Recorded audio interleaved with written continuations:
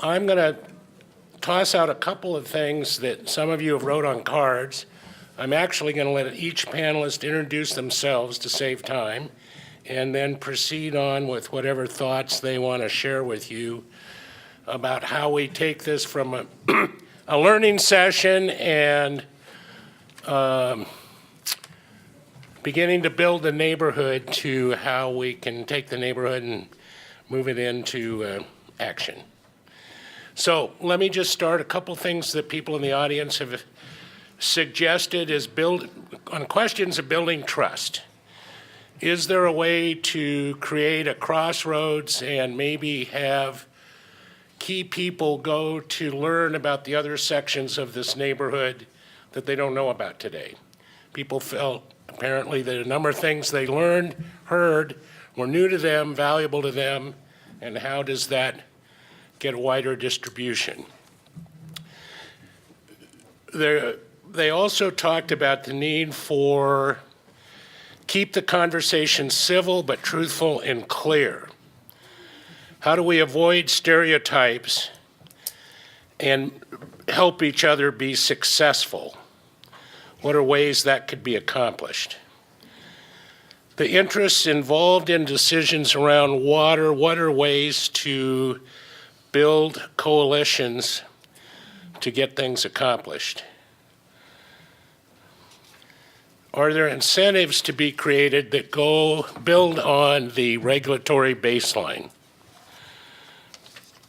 A number of questions that people asked was around, there's so many good efforts going on, how do people get involved? How do they find a place where they can contribute their time and energy to moving some of these things ahead? That didn't cover everything, but I think it's a good cross-section of what people wrote on the white cards that were synthesized. So again, knowing that everybody's been patient in this room, if you had a little water, we could all have a sauna. I'm going to move right on to the guys here and have them share some thoughts with you. So start this end, and we'll just move right on down. Okay. My name's Brad Rader. Berry farm family from Linden. And there's no way that I could, all four of those questions, I couldn't get them down that quick. But should we do introductions and then start back through the questions? Go ahead, that'd be good, Brad. Okay. Yeah, I'm Carl Weimer. I'm currently on the county council, but when Henry invited me to do that, he told me to take my county council hat off and represent environmental interests today. I think it was a ploy to make sure my political career came to a crashing halt. So, somehow that happened to me also because my name's Jon Hutchings. I'm the Public Works Director here, and sitting next to somebody on the county council and Speaking of crashing careers? yes, exactly, and offering my deepest beliefs for you all to see could result in that crash also. And excuse me, my name is Tony Larson. I'm the president of the Whatcom Business Alliance. We're a local business advocacy organization. We have just over 300 members that represent businesses small and large in Whatcom County. I'm a former Whatcom County Council member. In fact, I was on the council with Carl a few years ago. So this is the first time I've really sat next to Carl with a microphone next to me in quite some time, but it ought to be enjoyable. That's why I'm between the two of them. By the way, let me just add one thing. I talked to G.I. James last night, and he got called away for an important mediation today that he had not expected to have to participate in. He did say he was planning on coming tomorrow for a good bit of the conference. So, Brad, Yeah, I think I heard that first comment or question that you mentioned, and it talks about trust. It talks about sharing. And I think it's important that to talk about it openly, that a lot of I talk about the farming industry all the time, and I think we are getting better and better at opening our doors and explaining what we do and the size of our industry, what we do well. I mean, we're not perfect, but we're working on things. And, how many jobs, these types of things that that a lot of people don't know. I've mentioned this at a few other meetings. You know, when you drive through Skagit, it doesn't really matter where you go. You always see some sort of wheat being harvested, or a lot of potatoes, Brussels sprouts along the freeway. You know, here it's a little more difficult. You've got to get towards Linden and Nooksack and Everson and Sumas to do that. So I think it's up to us as farmers, and we're more organized than we have ever been, but to try to reach out and to have these meetings. And it may be better smaller than larger groups, where we can invite you in and show you what we're doing. And I think that's a huge step to open those doors up and explain. So Brad, let me ask you a question, and I'll ask the other panelists. If the things you've worked on, what's the thing that you felt has been most successful, and what's the one that you feel like didn't go the way you wanted, and, you know, we need to find a new way to get at something? Well, I think, you know, most of what we're working on hasn't been finished yet. And so I can't really comment on things that aren't going well, to be honest. And I'm not trying to avoid the question. It's just that, you know, the water improvement districts, like, you know, Chuck Lindsay mentioned the Bertrand Wood. Well, that's been around for a while, but the other ones are fairly new, just in the last few years. The Ag Water Board is new. And that gives us the ability to have a voice. Whatcom Family Farmers is new. And so those things allow us to have one voice, and it gives folks that don't understand ag or want to know more about agriculture a place to call. And I think, you know, the Portage Bay Partnership with the Lummi Tribe is a perfect example of us being at the table together and having discussions. And that's a great example, and that's a relationship that that's going to take, you know, we hope that that's a relationship that goes on for years and years and years. And it should be something we get projects done, and you come back to the table. Maybe it's not always, you're not meeting once a month, but you're always have someone to talk to. What are the name of the two new organizations again that people should make note of if they want to communicate with the ag community? Well, I would recommend, you know, Whatcom Family Farmers, the Ag Water Board. Those are probably those are the two main organizations. But those Ag Water Board is made up of all the water improvement districts in the county. So it covers, I think, 75,000 of the 100,000 acres or so. So it's great coverage, and I'm on two of those boards myself, and we had one meeting yesterday. I know Erica was there and shared some water quality data. And our Sumas meeting, we're talking about water quality all the time. So we're planting trees along ditches, and we're working on things. And so Whatcom Family Farmers and Ag Water Board are the groups. Whatcom Farm Bureau too is out there too. So for those of you that wanted to know how you might start making connections if you see something that you want to communicate on, you now know two places to go in the ag community in Whatcom County. Carl? Pull this up a little closer. I'm going to try to start with the trust question too, because I think that's the overarching thing that you see really lacking in the community sometimes. There's a big PR firm, Edelman, that has done a international trust survey, I think, for over 20 years now. And what they have found just this past year is that trust worldwide is at the lowest level it's ever been. And it doesn't matter which category you look at, trust is just in the toilet. No one trusts anybody. And groups that used to be trusted, like the media, aren't trusted much at all anymore. People like CEOs of companies aren't trusted as much as they are anymore. CEOs of nonprofit organizations don't have much trust. And what that survey has found is that the people that are increasingly being trusted are people just like ourselves. So instead of looking at technical experts on water issues, people are asking their next door neighbor what they think, and that's who they trust. And we've created this echo chamber, you know, that to a large degree is amplified by social media, that we're just talking to the people that agree with exactly what we think, and that creates this weird echo chamber, which has undermined trust for government and all kinds of other actions. One of the interesting things on that trust index is they look at informed people that have actually spent quite a bit of time looking at particular issues versus uninformed people. And people, as they learn more about issues, their level of trust goes up because they actually know what they're talking about and what's being done, and they learn to trust the system more that people are trying to work things. Uninformed people have much lower levels of trust that anybody's trying to do anything the right way. And I think that really moves towards some of the actions we need to take locally. We got an earful yesterday from the Watershed Planning Unit, a group that I was on, before I got on the council, on how we haven't done a very good job of explaining to the public and keeping the public informed on what water actions we're doing. That goes to this uninformed versus informed thing. And if we really want people to trust us more, we need to do a much better job of explaining to the public what it is we're doing. We've seen great examples this afternoon of neat things that are going on in water that the general public has no idea anybody's doing. Even people on the planning unit that supposedly are paying attention to this probably had no idea some of this stuff was happening. So if we really want to build trust, we need to get out in front and make sure we're continually telling people about the work we're doing. And finally, I think we need to think more holistically. There's this there's sense in this country that it's kind of a winner-take-all politics. The Republicans versus the Democrats, the conservatives versus the progressives or liberals.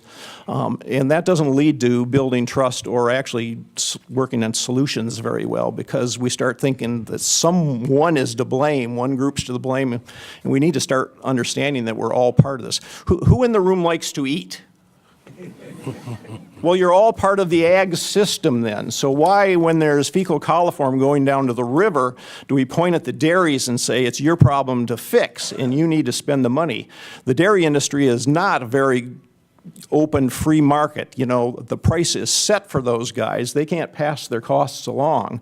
So everybody that likes to eat is part of that problem. And if we need $1 million to put up fencing or to replace manure lagoons, it should be everybody's piece of the pie. We shouldn't just look at dairy farmers to fix that. And that comes to a lot of the funding. We need money to deal with these things, and it shouldn't be just one group or another that deals with that. If we're all part of the ag system, we should all be footing the bill somehow or another. And I think as soon as we're all part of that, then it helps build trust, because it's all of our solutions. It's just not the evil guy that's putting manure into the river. Carl, let me ask you the same two questions.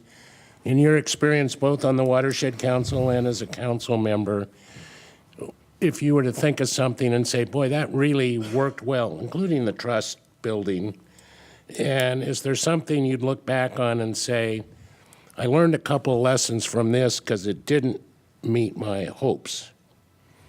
Yeah, I think there's a lot of hope right now, and there's lots of lessons to be learned on the water quality issues we're facing. The fecal coliform problems we have in the Nooksack, as you heard Steve Seymour talk about. We had that same problem in Drayton Harbor, and we came together and we have fixed that. We fixed it once in Portage Bay, and then we took our eye off the ball and we've slid backwards. I think we have the knowledge and the technology to fix it again if we just come together. And I think that's hopeful, and I think that's kind of low-hanging fruit compared to some of the other water issues that we have in front of us. So I think there's great hope on that.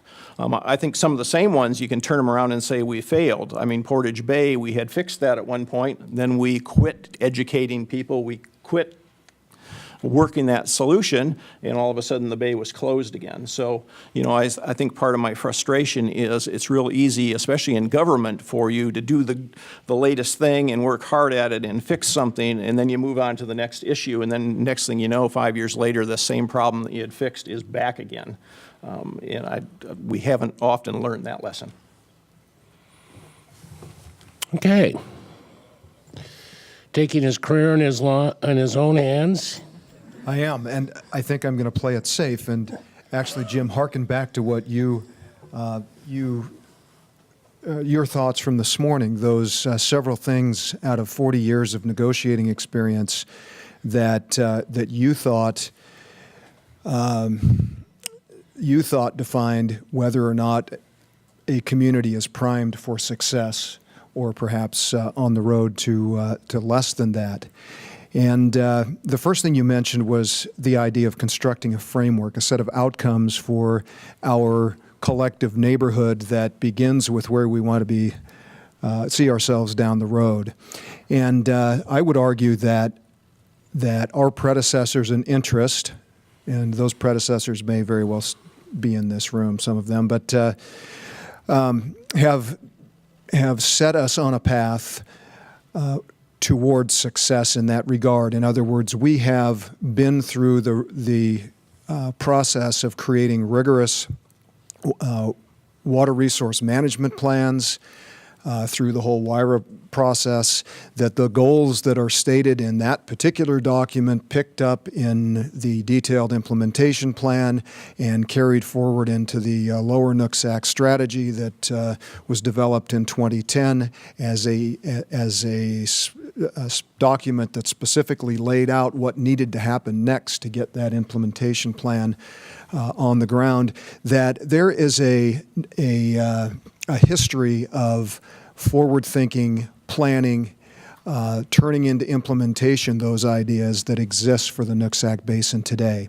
And I think what the information and the ideas and the actions that are laid out in those documents, while they may not be all thought through in excruciating detail, we have lots of examples where we as a community have acted one way or another on those goals. And I think that answers one of those challenges you laid in front of us that would define success. The second has to do with personal relationships.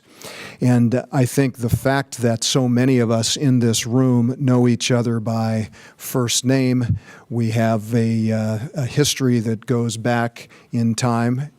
The fact that we have some new faces in here as well is also very comforting. There are personal relationships in which we can base some of these difficult discussions when they are appropriately ripe.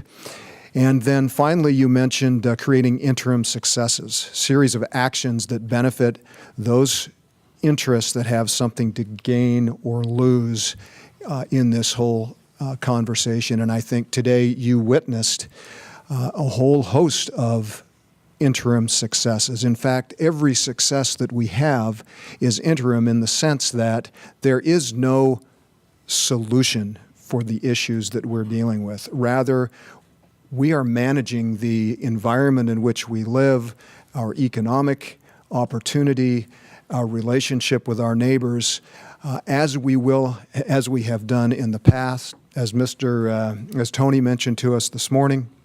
And as we will have to continue far into the future, forever. And I think that the alignment, the fact that we have achieved some of those facets of that underpin what success looks like, we should celebrate that, and we should allow that to sort of percolate in and feed our resolve to continue the level of activity that we have going now into the future. That doesn't mean that we have addressed all of those actions that it will take to resolve some of these water allocation and water quality issues. There are many more, there are always more things to be done, but I think there's something out there that we should take credit for, regardless of what group we represent today, regardless of what our ideological connection is. There is success for everybody who's participating in this discussion, and I think it's a solid basis for moving forward. So I'd ask you the same two questions. Mm-hmm. Of the things you've worked on, which have been quite a few, if you look back and say, here's one that turned out as well or better than I thought, and here's one that I worked at, I may have learned a lot from, but I'd have to say, that's still to be done. Right? Yeah. Yeah, I think I would chalk up to, for me personally, as a great success, the development of that first template. Steve Jilk, you were involved in this. Henry Bierlink. There were a number of folks involved in queuing up what became the first version of the Lower Nooksack strategy. in the face of difficulties that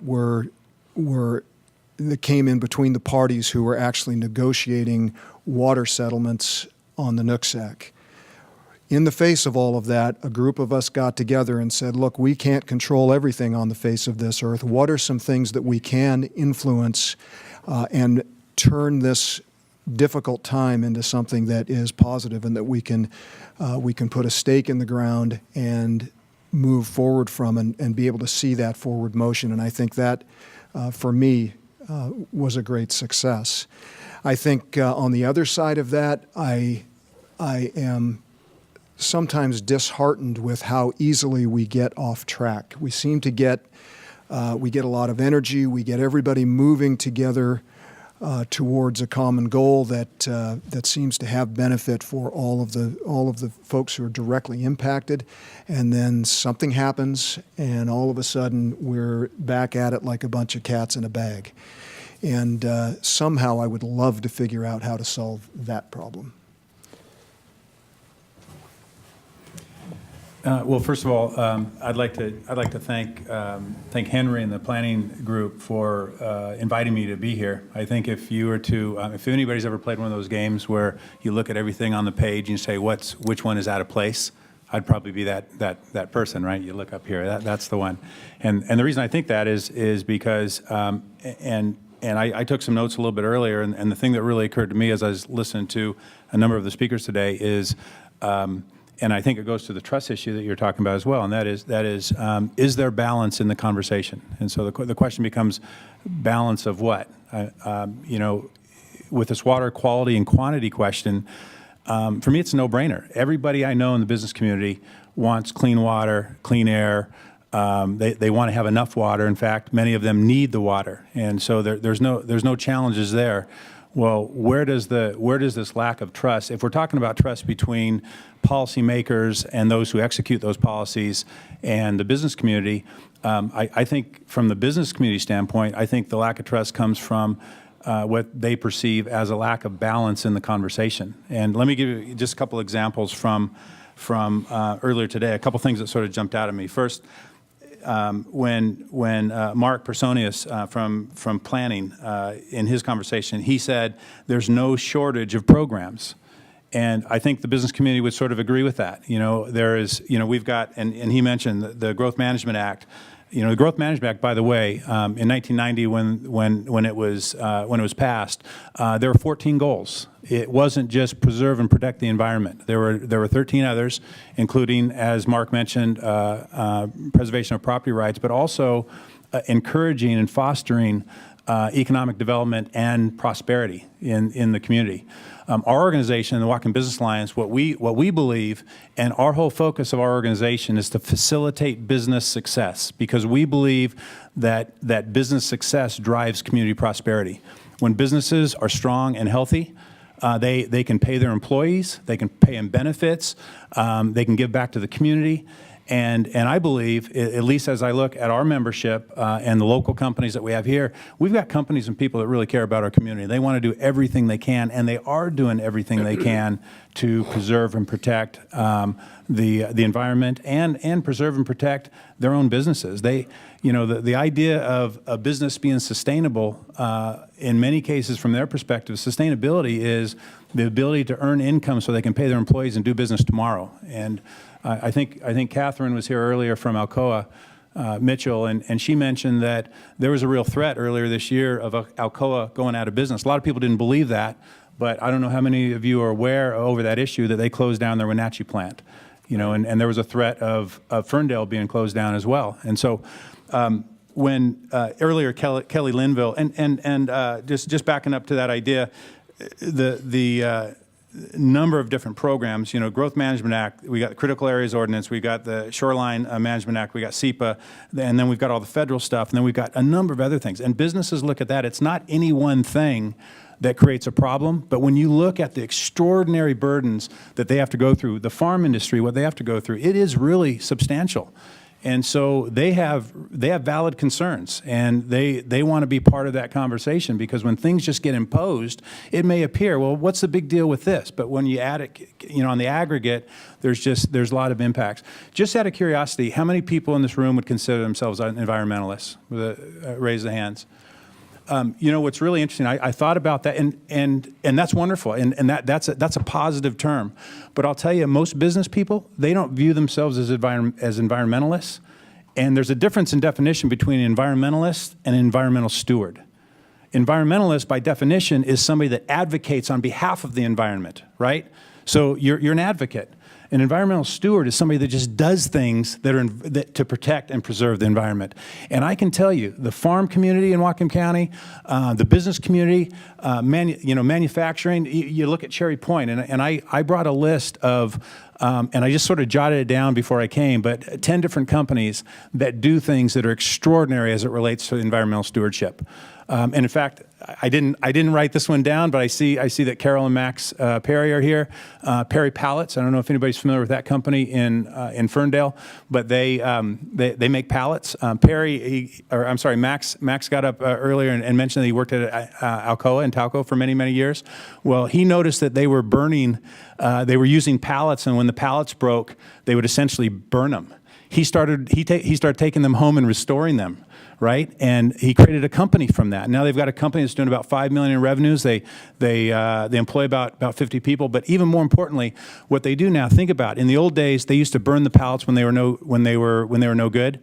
Now at Perry Pallet, there is zero waste. Right down to the last piece of sawdust, it's used for landscaping mulch and bedding for agriculture and animals. And there's so many other examples of that. And I think that just sort of bringing the point around, I generally represent a number of different businesses in Whatcom County, but as Kelly Linville said this morning, the City of Bellingham did a poll with voters, and the voters picked the top 3 issues. The one was homelessness, the next, number 2 was affordable housing, and number 3 was jobs. And so I think, as one of the takeaways that I'd like each and every one of you, especially those of you that are responsible for implementing policies, is whenever there's a business that needs to build, or a development project, or a residential project, or whatever, that the person that's driving that project needs to go through all these compliance issues and make sure that what they're doing isn't disturbing the environment. Why should, when we're implementing things that protect water and land use and all these other things, why should we not be looking at how they may be impacting our community prosperity? Why not have a balanced conversation? Because what it really is all about is, how do we balance? There's never going to be all right answers and wrong answers. It's always an issue of balance. So I think that you need to have the business community involved, and in all these discussions, there needs to be a balance, not only about how it preserves and protects water, but is there a better way to do that? And maybe we just need to start asking better questions, like rather than, and certainly a great question is, how do we preserve and protect our water? That's a great question. But wouldn't a better question be, how do we preserve and protect our water and at the same time encourage economic prosperity locally? You add one little piece to the question, and now all of a sudden we're working together. So I again, just really appreciate the opportunity to be here. I know that was a long intro, but I was just, a lot of content today, outstanding so far, and I'm really glad I was invited and really glad I came. Thank you. So, Tony, let me ask you the same 2 questions. You've been a county council member. You're a leader in the business community here. Taking what you described about how do you put prosperity and environment together, I'd be curious if you could pick out a story or an example where you've seen that come together in some way, and maybe another example where it hasn't come together in your mind?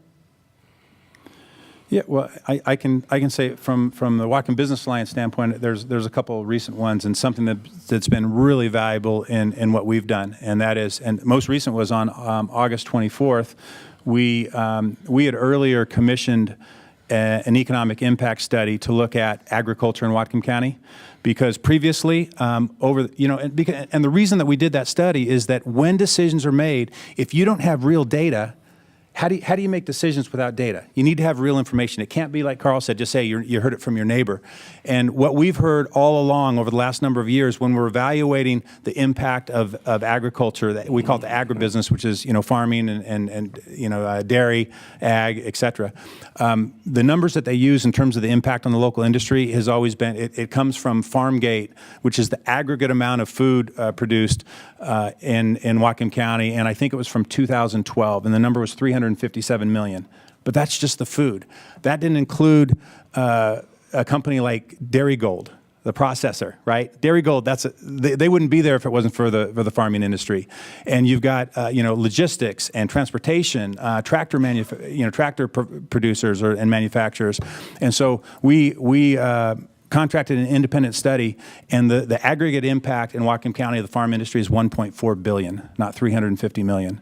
And in fact, that's coming. We released that on August 24th, and we asked policymakers to come out, and we invited a number of folks. We grabbed a couple buses, and we toured. We toured the county ag, and we demonstrated to them, and they got to learn new things like the technology that's involved in agriculture. Go out to Edeling Farm, and here's an issue, and talk about environmental stewards. Brad, what is the company that does the anaerobic digesters? It's Regenesis, part of Angar. Regenesis, part of a local company, and essentially what they do is they use the methane from the cows, and they create biogas, and that biogas goes through a generator, and it not only powers their farm, but they send it out on the grid and they sell it elsewhere, and then they use that in a number of different forms. And we learned that the cows actually milk themselves now. They literally walk up to the machines, and there's these robotic milk machines, and so the idea is, I think the more that we can come together, and I think even people in this room actually getting out and learning what companies are doing and what they're trying to do, and understand that they're trying to provide for their employees as well, and their employees are people, and they're probably your neighbors, and they value their jobs, and they want to enjoy their quality of life just like all of us do. And I think as we start looking at things, rather than labeling it as, like Carl said, sort of left and right, and everything is based on political ideology, if we just looked at it from the standpoint of us being neighbors and what can we do to help each other, I think it would make and that's something that these farm tours and other tours have done for us. Let me see if any of the panel members want to jump in and add any thoughts, and then I think I'll take my prerogative and make a few observations, and we'll turn people loose. Well, I wouldn't mind adding to the conversation from the standpoint of that government participation in solving these sorts of community problems is a necessary but not sufficient for satisfactory agreements on any part of it.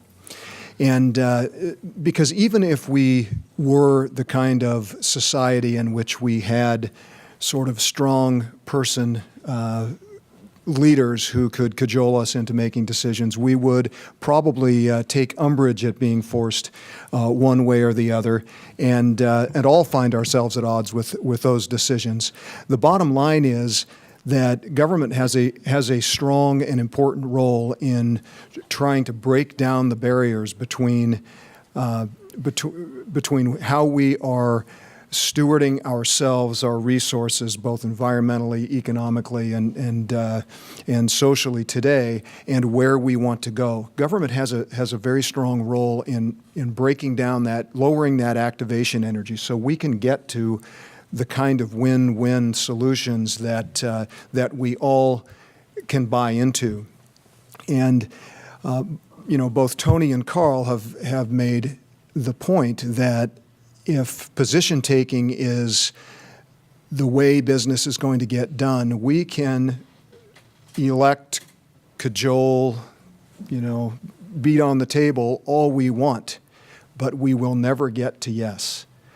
We have to somehow lower that activation energy, make it easier for people to have confidence that they can talk about these issues without being flogged at the next public session. That we can have these conversations and explore ideas without being held accountable for even the act of exploring the idea. We have got to want it bad enough that we're willing to accept that there might be parts of the solution that we can't quite embrace, but as a whole, we can embrace the whole. And I think as long as the status quo feels safer than the outcome of a community negotiated agreement, we're going to stay exactly where we are today. So that really boils right back around to this concept of allowing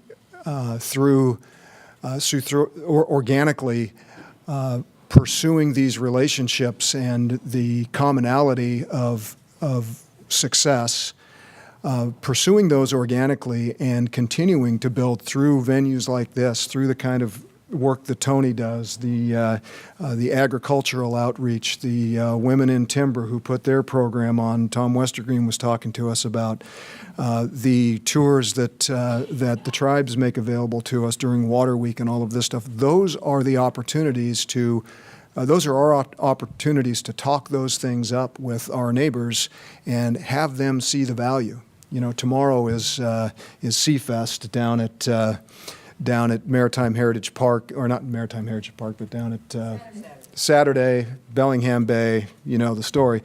But as Pete Granger was pointing out, I mean, it's an opportunity for people to sort of live the sea trades for a few hours and have some fun doing it. And I think the more we can take advantage of those opportunities to teach our kids what to value in our community, the more it will get us to a place where we can deal with these things locally and between neighbors as opposed to sort of national politics. Yeah. So let me close by offering a couple of reflections after listening today. First of all, I would echo what was said about, I think you have a more common framework to move ahead, much more overlap, much less difference than I've seen in a lot of basins.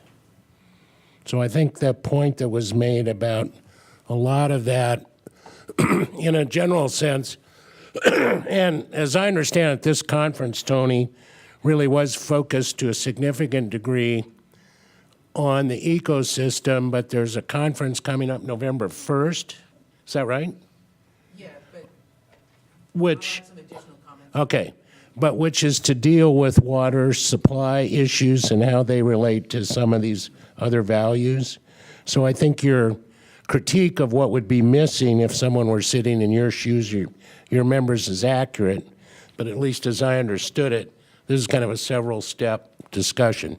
But I want to come back with a couple other observations. You not only have to do good, you have to be understood to be doing good. And I was sitting there through a number of those presentations, which were informative but also mind-numbing. And if you're going to get the public out there to understand what you're doing, you're going to have to be able to distill accurately and synthesize accurately a number of those topics so that they can be said from one person to another quickly. Because I was looking at one of the last presentations on the habitat, and she was talking about the miles in which this had been done and the number of projects, et cetera, and I was trying to put that, what percentage of the watershed is that? It's a big percentage. It's a big percentage. That's something you can communicate to somebody. Our basin's this big. This is how much we've actually been able to get an improvement on, X% of these kinds of things.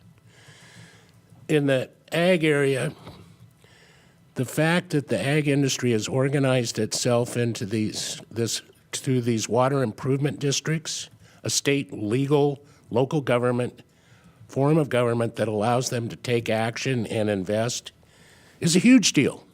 It does not exist in any other basin in Washington state. Zero. That's a huge jumping off point. You know, Alan was talking about how much research, and Ned could have done the same in terms of what are the exact genetic makeup of fisheries in this basin. I mean, did you understand they've got the parentage of every one of those South Chinook salmon, brothers and sisters? I mean, you can't go to many places in the world and find that level of understanding and information on which to manage, which allows the others in the basin to be able to say, well, where do those fish go? What are we going to do to help and keep increasing that number? Alan talked about the steps going up, right? A little bit more, a little bit more. Okay, if you're going to keep increasing, is there anything in particular about homes for that species on the habitat front that could be put in place to help continue to accelerate that supplementation program to rebuild that spring Chinook? That's a great story. Species almost went extinct. It's rebuilding. Stop and think about that. It is rebuilding. It was on the edge of extinction. What a huge deal. What a huge deal. And finally, I want to conclude tying back to what Carl said. Because of social media today, it's not one echo chamber. There's several, and they're completely disparate. And if you're in one, you're the good woman or the good guy. And if you're in the other, you're trash. You're stupid. You don't think right. You know, there is not a common echo chamber anymore. It's increasingly becoming divisive. And you know what? It takes courage. It's always taken courage, but I'd say even more now for people to reach across that divide and say, I'm going to speak well of people who are different than me and different than all my friends and different from the people I normally socialize with, because all those people are going to say, well, where'd you lose your mind? You're one of us. How can you be speaking well of one of them? That is a huge impediment today, in my view. That was much tougher than it used to be. It's always been hard. It's tougher today.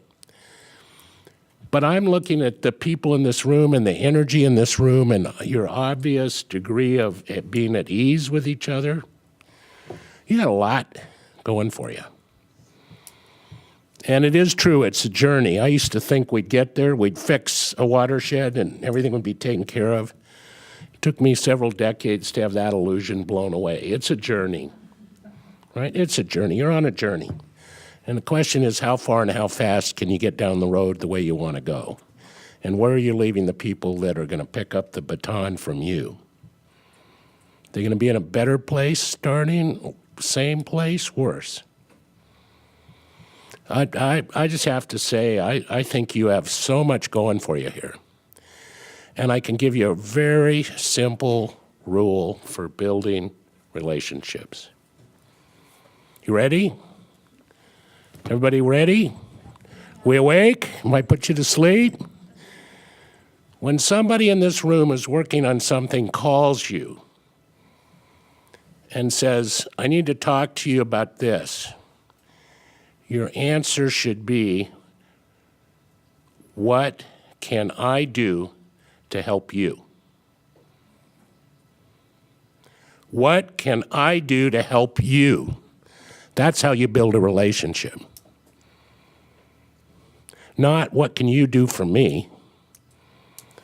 But when that phone call comes, you say, what can I do for you? That's how you build trust. You do things together and you help people when it's not necessarily your main issue, but it's somebody you respect and you believe is doing the right thing. And if they need help, you give it to them freely and willingly. And they'll remember that when you call them and say, I need your help. That's how you build trust. Thank you very much. As I mentioned earlier, I'm interested in metrics because if you don't know where you're going, you don't know how to get there. So one of the problems is Lummi has got where they want to go. They got a way to get there, but they don't know where everybody else wants to go. They don't have a metric on what the agricultural community is going to look like or what is necessary to have jobs, because you need jobs for people. Jobs are going to require resources. You got to find a way to balance them all. And in addition to property rights, there's property responsibilities in terms of public trust. So it's all balanced together. You try not to harm other folks while you're getting what you need. So I'd be interested in how people see a way to get people to lay their cards on the table. In the words of Tony Wright, who was the colonel for a while, he said, you got to get the rats out on the table and take care of them. Get the problems solved. You know, get the problem issues out of the way and concentrate on the positive direction. Alan, for people who aren't familiar with it, and there may be a number in the room, could you give a couple of examples from what the Lummies have put out so people get a sense of what you mean by that? Well, actually, I've been in this process for a long time, and Jim Kramer, who ran the original shared strategy for Puget Sound, said you need an elevator speech. You got to have something that you can say in the period of going up a couple of floors that explains what you're all about. And as I understand it, salmon recovery is sustainable fisheries. The habitat, unfortunately, is not providing the resource that will sustain fisheries, but we have alternatives. Unfortunately, the alternatives cost money, but people have generated resources that have put us in this state. So a healthy economy can support properly functioning hatcheries while you try to improve the habitat to get more natural production. And because of the complications of how you're going to fish, there are certain stocks that impact fisheries more than others, and the suggestion is you got to set priorities. And that's sort of the major thing. You got to know where you're going. You got to have a focus that lets you know what's more important than others. So you can send scarce resources to the area that will most quickly improve your situation.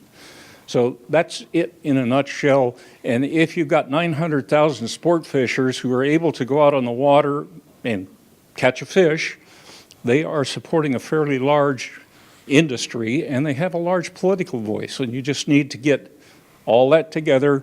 You got to have people happy while you're figuring out how to improve the natural situation.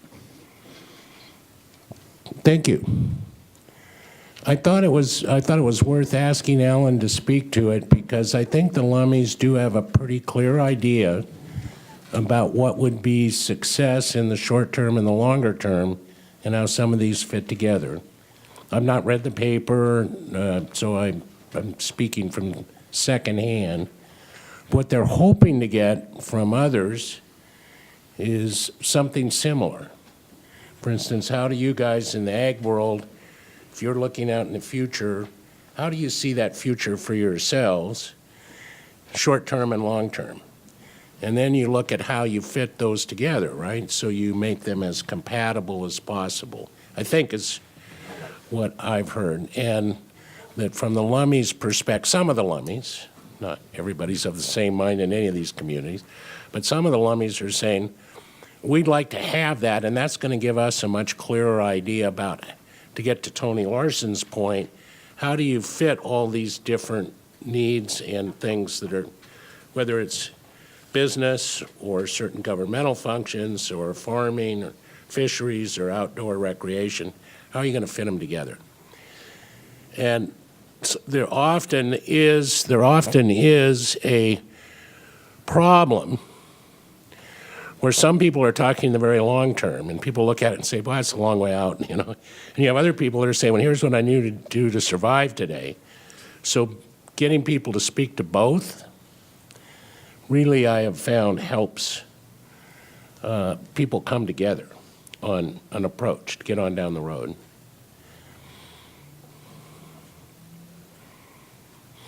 Any of the other panel members want to respond to Alan's point? I was just going to say a couple things about that. to use your example about rats on the table, I think the key point there, is the table. And I think it's extremely important to stay at that table regardless of some of the things that get thrown back and forth.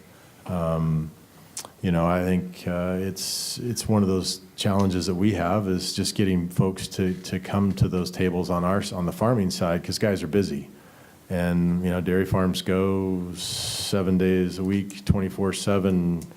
That's how the cows work. And the berry guys are worn out from working 7 days a week during the summer. And we're working on that, and we're getting more folks to talk amongst the meetings. And I just would encourage, everybody has, these agendas, but I think it's important to know and have an open mind and be able to recognize the importance of what the farms do and what business does, and we're having an open mind as well. I mean, about what other people are needing and talking about, and like I think you mentioned earlier, some of these meetings in the beginning are a little uncomfortable because the opinions are not the same.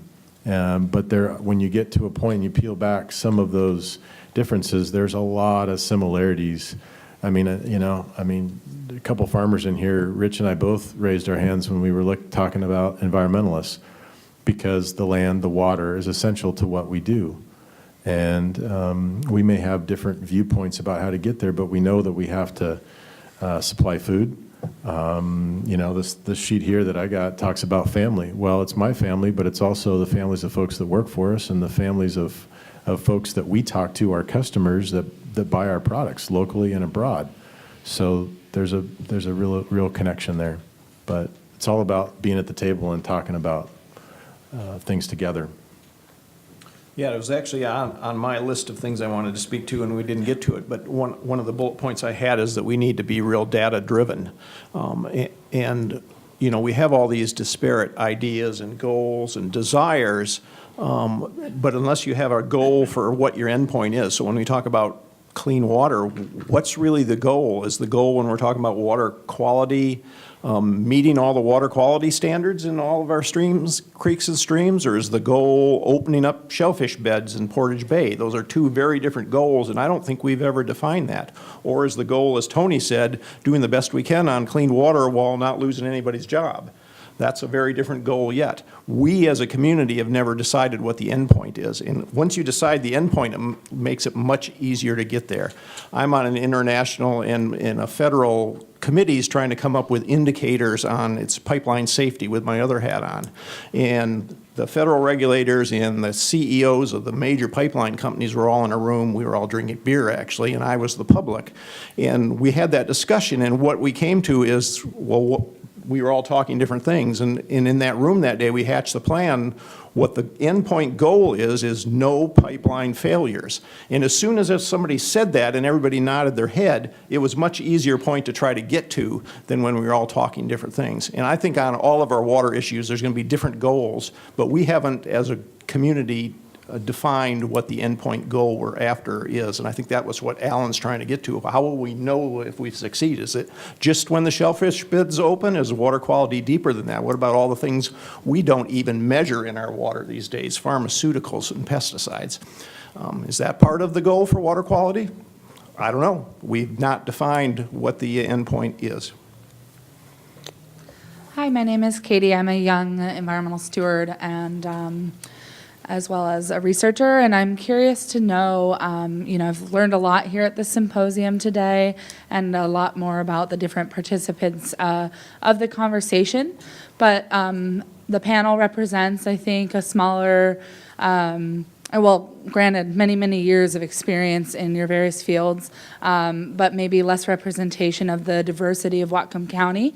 And I was curious to know if you as a panel could speak to how to encourage participation from a more diverse range of Whatcom County water users and how we can truly encourage a full community participation in the conversation around water conservation and our future.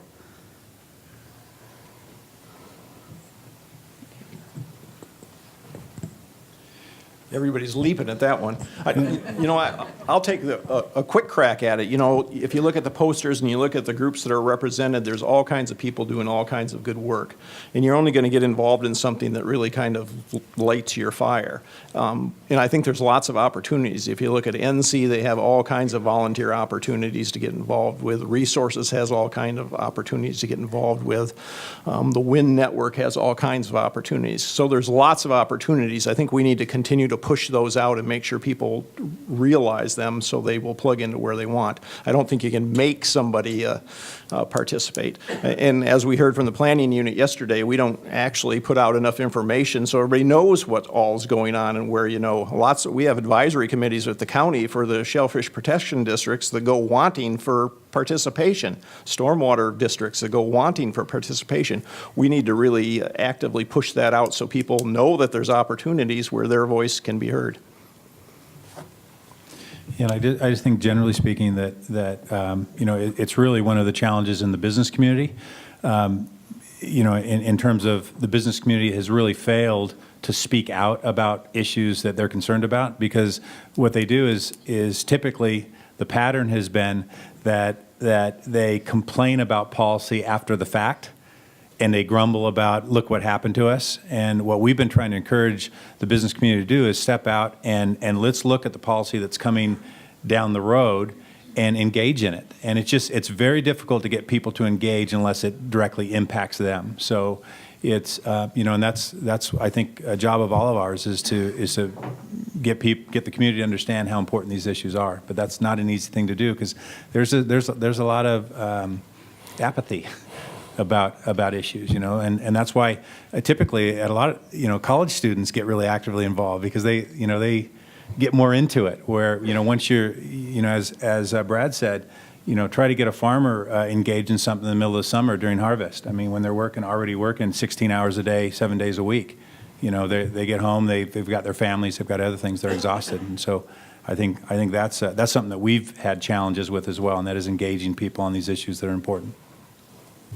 I think I would like to offer one other thought, and that is that, and this actually applies to all of us, in as much as we're drawn to certain groups because they match our ideals and they sort of match our personalities, that sort of thing, I think it's a fair challenge to ask individuals that, if you're going to join a group and participate in the activities of that group around water resources or anything else, take the opportunity to also sort of stretch out and reach out and engage with another group with which you're not comfortable, and try and get a sense, develop that empathy from where other people are coming from, because it is so easy to get into that echo chamber these folks have been talking about, and difficult to get out of once you're in. So settle with that idea. Yeah. And can I make one more point? This goes off. Sorry, Tony. No. Go ahead. This goes off the board a little bit, but it has to do with something that was said earlier about looking at how the ecosystem, the collaboration with the ecosystem and the economic system locally. And what I would really encourage this group to do is really, I've always believed where focus goes, energy flows. If out of sight, out of mind. If you don't think about it, you don't do anything about it. And one of Kelly Linville mentioned it today. What are Whatcom County voters really thinking of? Whatcom County community, people in Bellingham, they're thinking. Homelessness was number one. I think affordable housing was number two, and jobs was number three. In 2016, there was an organization called 24/7 Wall Street. They're a news organization from the East Coast, and they do a bunch of research, economic research. And they came up with this list. And when I first read it, I said, they're nuts. And basically, they came up with the 100 worst cities to live in. Anybody remember this? It was reported last year, 2016. Bellingham made number 50. The worst cities to live in. I immediately thought, baloney, they don't know what they're talking about. So let me share, I went to the data, looked at the data, and really, as you peeled it back, the reason they made number 50 is the criteria where Bellingham was really challenged is there were two areas. One was the ratio of wages to medium home prices. The medium home in Bellingham was 7.3 times the medium wages. right? And I think they used 40 at the time, 2016, it was, median wage was 41,000 something. Median home price, they used 304,000.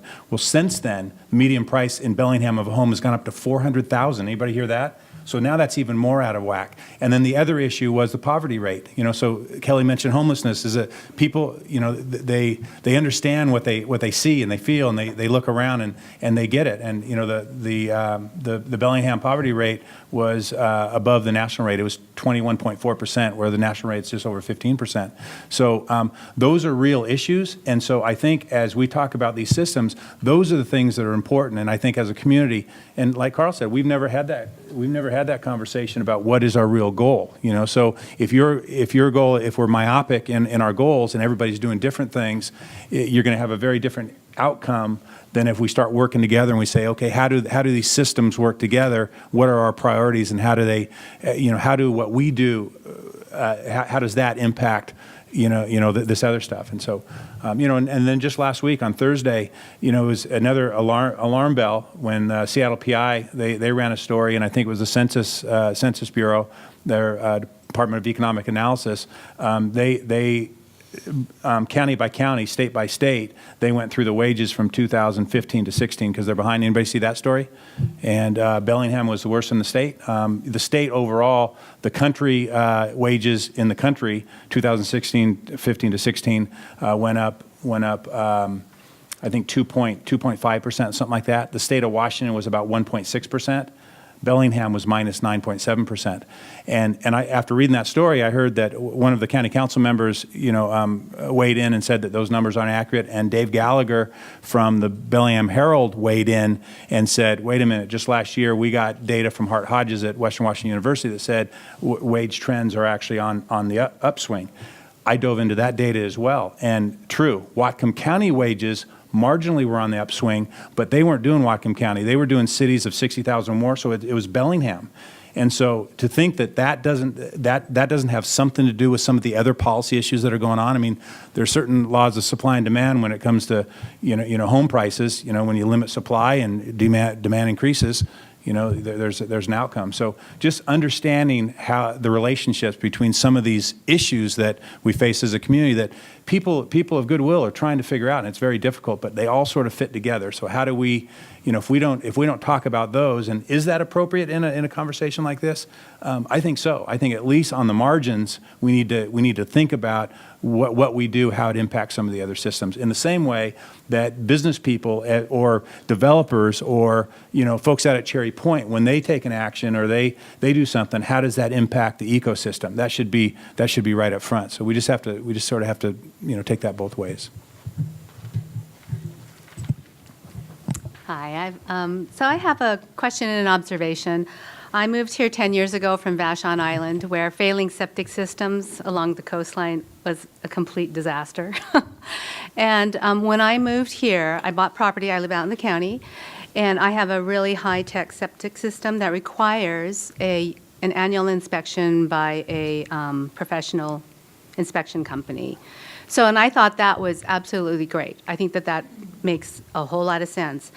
And I also learned in that same when I bought the property that there is in place at the Department of Health that there was to be inspections every 3 years of the other systems, the gravity systems and I think the mound systems. So we have these wonderful programs in place, but it doesn't seem like is it a lack of funding, or so that there's no enforcement of the other. Could you talk to that? Thank you. Sure. Septic systems, one of my favorite things. Just up to here and poo. People will agree with that. We passed some septic system rules. We were kind of the first county in the state that actually got in front of passing some septic system rules. And I think a part of the educational thing that hasn't gone on is we haven't explained to the public of kind of how we're working through that. I mean, we focused very hard on Drayton Harbor area to begin with. And now we're focusing on kind of the upper parts of the Nooksack. And we've ramped up a lot of our enforcement. We're one of the few counties, maybe the only one, that has self-inspection of some of those easy septic systems too, which was a problem because we found out that people were saying, my septic's fine, and sending in their form, and the health department would go out and look, and oh, there's been no earth moved, so how do they know their septic system's fine? They're checking a high percentage of those now, verifying that people are really doing that right. So we're kind of working sub-basin by sub-basin, trying to match that septic system work on where we're finding hot spots that are closing down shellfish beds. And I think it's been one of the real success stories. There's a tax, too. We actually passed a tax, don't tell anybody, charging people $19 a year that have septic systems that pays for that ongoing enforcement. So I think a lot's going on that the public just hasn't heard about when it comes to the septic system rules. And maybe you haven't got a lot in your area because you may not be one of the hot watersheds that they're after yet. Although there's a pretty high percentage, they've just about got every septic system in the Drayton Harbor watershed, and really high percentages in like Bertrand Creek, 10 Mile Creek are starting to work through, and they're sending out, you know, it's a process of, you get a nice letter, and then you get a little stronger letter, and then you get a warning letter, and they're into the third and fourth letter in some of the places on the upper Nooksack basins now.